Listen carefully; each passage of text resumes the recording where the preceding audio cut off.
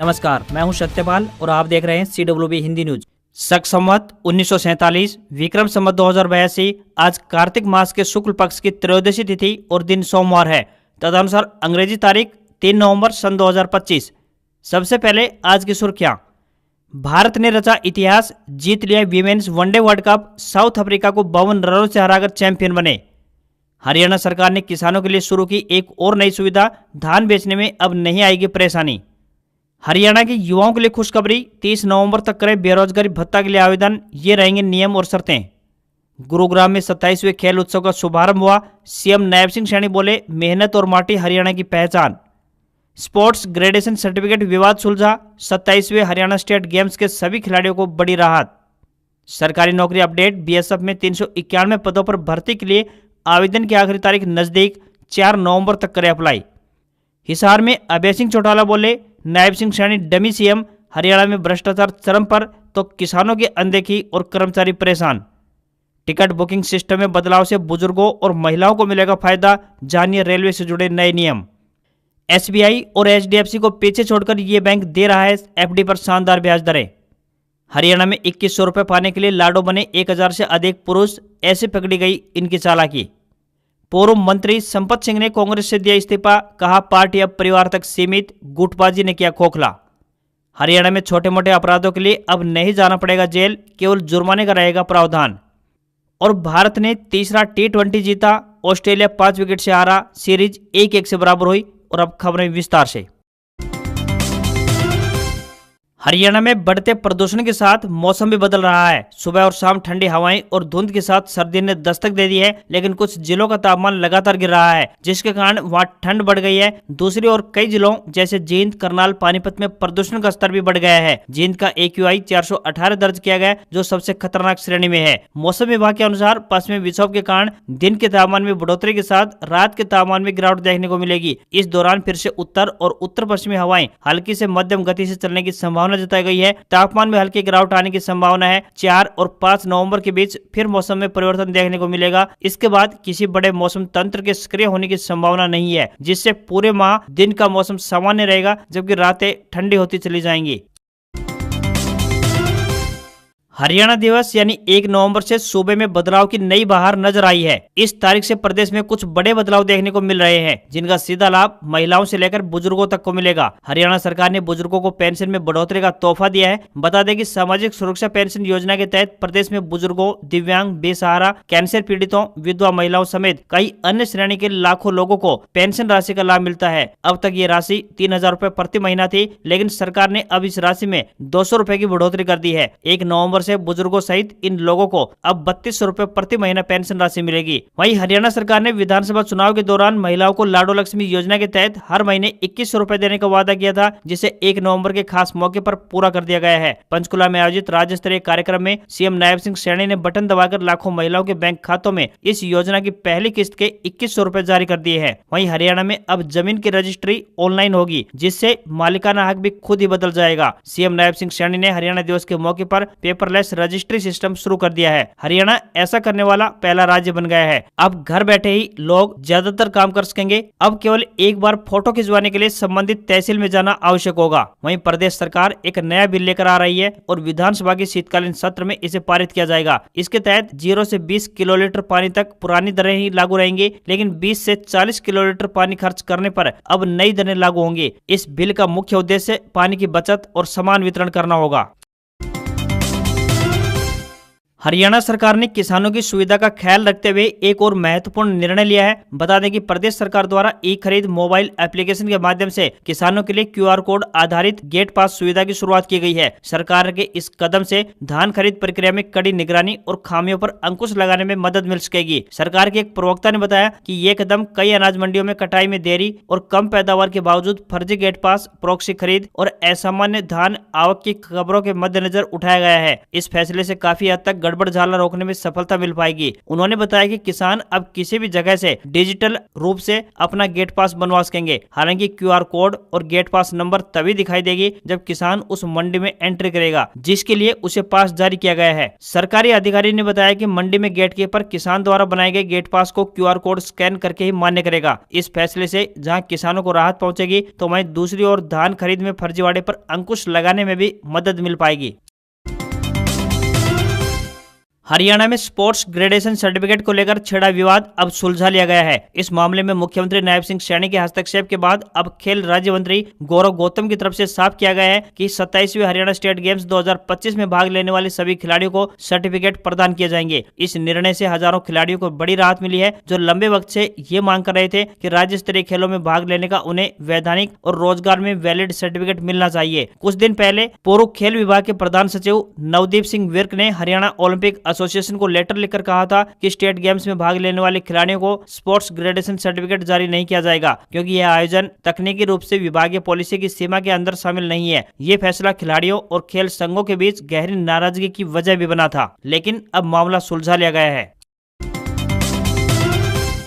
हरियाणा में लाडो लक्ष्मी योजना का लाभ लेने के लिए कुछ लोगों ने फर्जीवाड़ा करने की भी सभी हदें पार कर दी, मगर ऐप के फीचर ने उनकी चालाकी को पकड़ लिया और उनका आवेदन निरस्त कर दिया गया। ऐसे लोगों के खिलाफ सरकार सख्त कार्रवाई करने की योजना बना रही है, ताकि आगे कोई भी व्यक्ति ऐसा कदम न उठा पाए। बता दें कि 1000 से ज्यादा पुरुषों ने महिला बनकर लाडो लक्ष्मी योजना के लाभार्थी बनने का प्रयास किया। ऐसे लोगों को आधार सत्यापन और लाइव फोटो अपडेशन के दौरान पकड़ा गया। इसके बाद विभाग और सक्रिय हो गया है और बारीकी से सभी आवेदनों की जाँच कर रहा है। आवेदन की प्रक्रिया के आखिरी चरण में लाइव फोटो अपडेट करने का फीचर दिया गया है। बिना इसके आवेदन पूरा नहीं हो सकता है। इन लोगों ने लाइव फोटो भी अपलोड किया, मगर आधार कार्ड के फोटो और लाइव फोटो के सत्यापन में इनकी हेराफेरी पकड़ी गई। हरियाणा सरकार ने इस तरह के फर्जीवाड़े से बचने के लिए महाराष्ट्र से सबक लिया था। महाराष्ट्र के मुख्यमंत्री लाडली बहना योजना में तकरीबन 13,000 पुरुषों ने इसी तरह महिला बनकर करीब 24 करोड़ रुपए हड़प लिए थे। हरियाणा में सेवा विभाग के अधिकारी जब योजना बना रहे थे, तभी यह मामला सामने आया था। महाराष्ट्र में भी फर्जीवाड़े को ध्यान में रखते हुए ऐप में लाइव फोटो का विकल्प रखा गया और हर महीने फेस ऑथेंटिकेशन का फीचर जोड़ा गया, ताकि कोई भी पुरुष महिला बनकर इस योजना का लाभ न उठा पाए। हरियाणा सरकार ने अपनी योजना में यह भी प्रावधान किया है कि जिस किसी ने भी फर्जीवाड़े से इस योजना का लाभ उठाया, उसे 12% ब्याज के साथ पूरी रकम वसूली की जाएगी।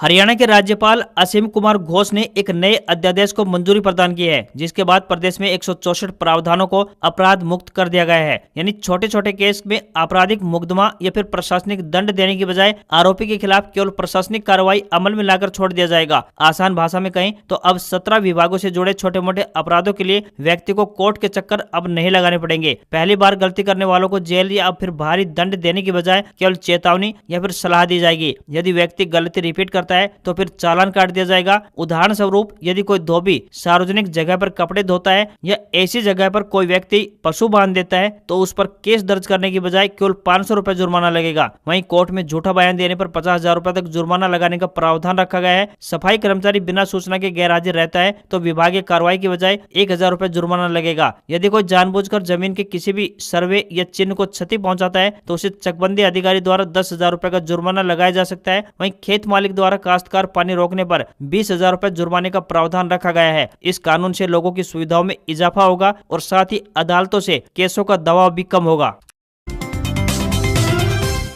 हरियाणा के उन शिक्षित युवाओं के लिए एक बड़ी खुशखबरी सामने आ रही है जो वर्तमान में रोजगार की तलाश में है। हरियाणा सरकार का रोजगार निदेशालय बेरोजगारी भत्ता योजना के तहत ऑनलाइन आवेदन आमंत्रित कर रहा है। यदि आप हरियाणा के निवासी हैं और पात्र हैं तो आपके पास 30 नवंबर 2025 तक इस योजना का लाभ उठाने का मौका है। इच्छुक और पात्र आवेदक दिनांक 1 से 30 नवंबर 2025 तक विभाग की आधिकारिक वेबसाइट www.hrex.gov.in पर जाकर अपना आवेदन जमा करवा सकते हैं। यह सुनिश्चित करना महत्वपूर्ण है कि आप समय सीमा से पहले सभी आवश्यक और औपचारिकताओं को पूरा कर लें। वहीं बेरोजगारी भत्ता योजना का लाभ लेने के लिए आवेदकों को हरियाणा सरकार द्वारा निर्धारित कुछ महत्वपूर्ण पात्रता मानदंडों को पूरा करना होगा। आवेदक हरियाणा राज्य का मूल निवासी होना चाहिए। उसके पास संबंधित जिले का रिहायशी प्रमाण पत्र होना अनिवार्य है। वहीं परिवार पहचान पत्र यानी PPP होना भी जरूरी है। 1 नवंबर 2025 तक आवेदक का रोजगार कार्यालय में पंजीकरण 3 वर्ष पुराना होना आवश्यक है। यदि आपने अपनी शैक्षणिक योग्यता को अपडेट किया है तो उस अपडेटेड योग्यता की तिथि से भी 3 वर्ष पूर्ण होना जरूरी है। आवेदक के परिवार की वार्षिक आय सभी स्रोतों को मिलाकर 3 लाख रुपए से अधिक नहीं होनी चाहिए। आवेदक के नाम पर आवासीय या व्यवसायिक संपत्ति का कुल मूल्य 10 लाख रुपए से अधिक नहीं होना चाहिए। साथ ही आवेदक के पास कृषि भूमि 2 हेक्टेयर यानी लगभग 5 एकड़ से अधिक नहीं होनी चाहिए। वहीं विवाहित महिला आवेदकों के मामले में उनकी आय और पारिवारिक विवरण उनके ससुराल पक्ष से मान्य होंगे।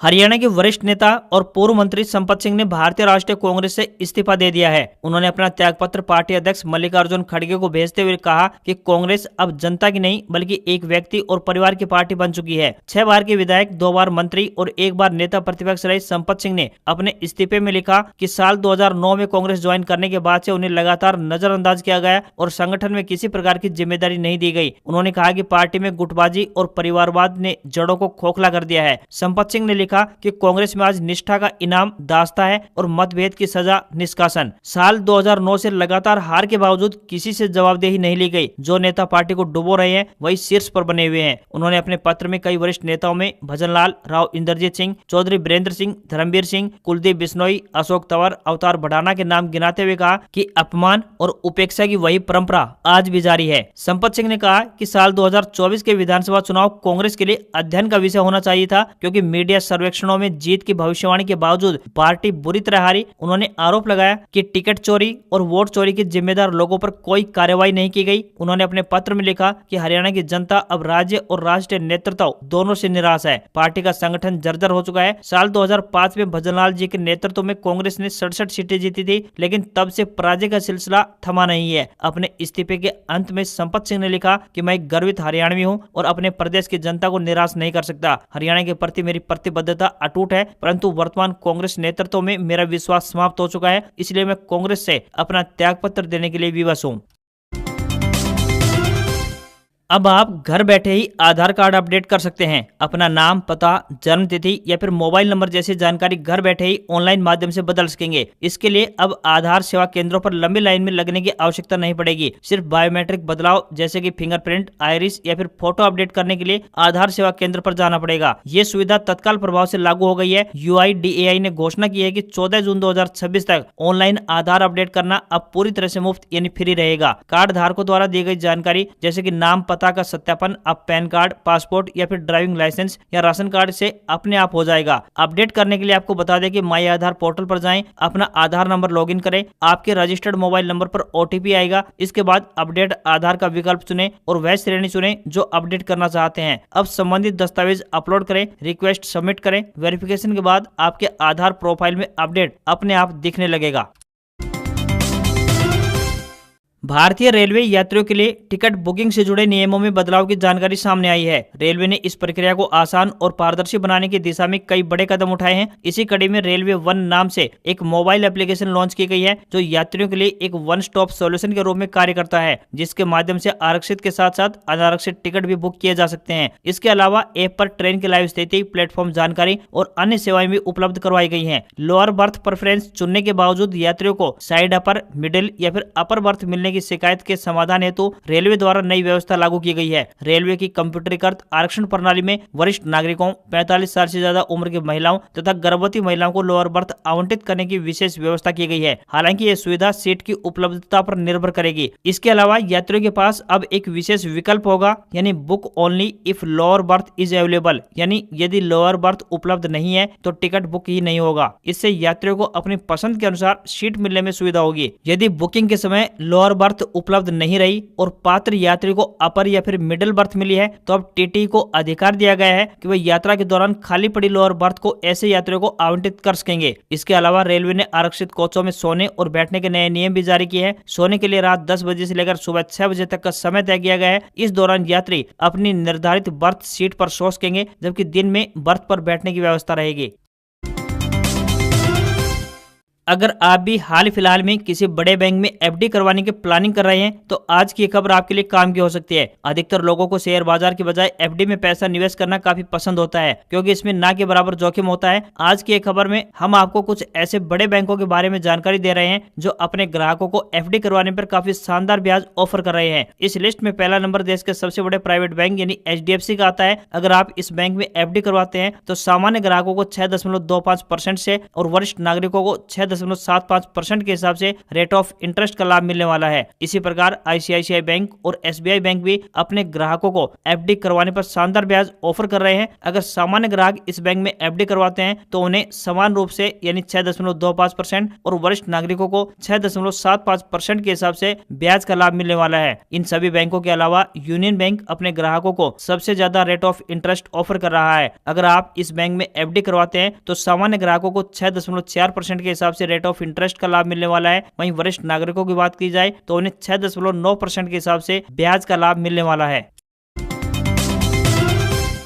अगर आप पुलिस में शामिल होना चाहते हैं तो आपके लिए एक बेहतरीन मौका है। हरियाणा पुलिस विभाग गुरुग्राम ने स्पेशल पुलिस ऑफिसर यानी एसपीओ के पदों पर भर्ती के लिए आवेदन मांगे हैं। जो भी उम्मीदवार इन पदों पर आवेदन भेजने के इच्छुक हैं, उन्हें अपने सभी जरूरी दस्तावेजों सहित पुलिस आयुक्तालय गुरुग्राम जाना होगा। इन पदों के लिए उम्मीदवार का 12वीं पास व एक्स सर्विसमैन होना आवश्यक है। न्यूनतम आयु 25 वर्ष और अधिकतम आयु 50 वर्ष तय की गई है। इंटरव्यू के स्थान की बात करें तो police commissioners office Gurugram Haryana रहेगा। आवेदन करने की अंतिम तिथि 14 नवंबर 2025 है। सैलरी 20,000 रुपए पर मंथ मिलेगी। उम्मीदवारों से विनम्र निवेदन है कि भर्ती के लिए आवेदन करने से पहले आधिकारिक विज्ञापन अवश्य देख लें। हिसार में आयोजित एक कार्यक्रम में इनेलो के राष्ट्रीय अध्यक्ष अभय सिंह चौटाला ने हरियाणा सरकार और मुख्यमंत्री नायब सिंह सैनी पर तीखा हमला बोला। उन्होंने प्रदेश में भ्रष्टाचार चरम पर होने और मुख्यमंत्री को डमी करार देते हुए किसानों व कर्मचारियों की अनदेखी का आरोप लगाया। चौटाला ने कहा कि हरियाणा में भ्रष्टाचार अपनी चरम सीमा पर पहुंच गए हैं, जहां क्लर्क से लेकर ऊपर तक बिना पैसे कोई काम नहीं होता। उन्होंने मुख्यमंत्री सैनी को डमी मुख्यमंत्री बताते हुए दावा किया कि मौजूदा सरकार में किसी की सुनवाई नहीं होती। इस संदर्भ में उन्होंने चंडीगढ़ में एक वरिष्ठ आईपीएस अधिकारी की आत्महत्या का जिक्र किया, जहां मुख्यमंत्री ने कथित तौर पर कहा था कि वह चपरासी को भी सस्पेंड नहीं कर सकते। अभय सिंह चौटाला ने हाल ही में वायरल हुए एक वीडियो का भी उल्लेख किया, जिसमें मुख्यमंत्री सैनी ने कथित तौर पर कहा था कि हरियाणा में बिहारी मुख्यमंत्री नहीं बन सकता। चौटाला के अनुसार ये बयान मुख्यमंत्री की अपनी असुरक्षा को दर्शाता है। उन्होंने टिप्पणी की, जब कोई व्यक्ति खुद को डमी नहीं कहने की सफाई दे तो समझ लीजिए कि वह वाकई में डमी है। इनेलो नेता ने आरोप लगाया कि मौजूदा सरकार किसानों की अनदेखी कर रही है, जबकि खेतों में अभी भी पानी भरा है और कोई ठोस कदम नहीं उठाए जा रहे हैं। उन्होंने कहा कि आज कांग्रेस और भाजपा के लोग भी ओम प्रकाश चौटाला को एक सख्त और निर्णायक मुख्यमंत्री के रूप में याद करते हैं, जिनके आदेशों का अधिकारी तुरंत प्रभाव से पालन करते थे। किसानों को फसलों का उचित मुआवजा नहीं मिल पा रहा है, साथ ही कर्मचारी भी अपनी मांगों को लेकर इस सरकार से दुखी हैं।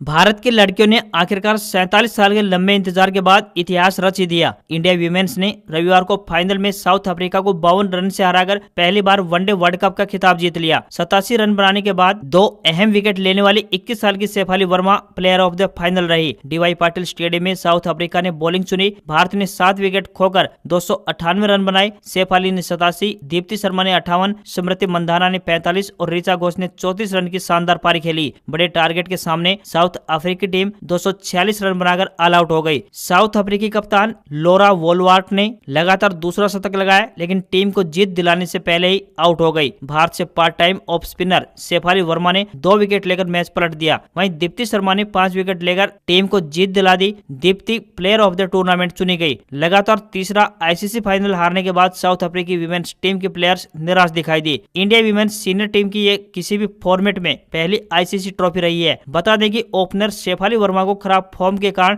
1 साल पहले ही वनडे टीम से ड्रॉप कर दिया गया था। उन्हें इस बार वर्ल्ड कप के स्क्वाड में भी शामिल नहीं किया गया था। लेकिन 26 अक्टूबर को बांग्लादेश के खिलाफ मुकाबले में भारत की रेगुलर ओपनर प्रतिका राहुल को चोट लग गई। शेफाली को इंजरी रिप्लेसमेंट के रूप में टीम में शामिल किया गया। उसी शेफाली ने फाइनल मुकाबले में बीते दिन रविवार को 87 रन की शानदार पारी खेली। फिर बॉलिंग में 2 अहम विकेट भी चटकाए और देश को पहली ट्रॉफी जिता दी। इस प्रदर्शन के लिए उन्हें प्लेयर ऑफ द फाइनल का अवार्ड भी मिला। इस शानदार जीत के लिए CWB हिंदी न्यूज टीम की तरफ से इंडियन वीमेन्स टीम को बहुत बहुत बधाई।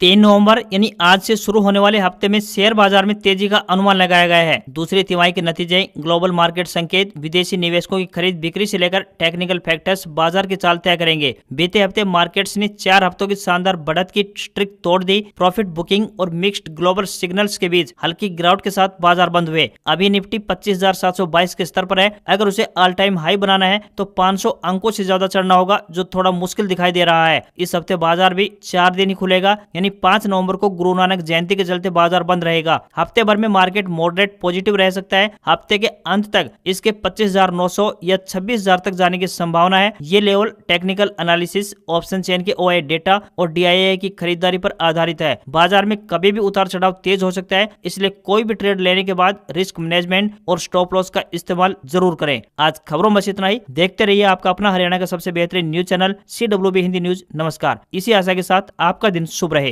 रोजाना सुबह सवेरे इसी तरह की खबरों को देखने के लिए चैनल को सब्सक्राइब और बेल नोटिफिकेशन को ऑन करना ना भूलें। नमस्कार।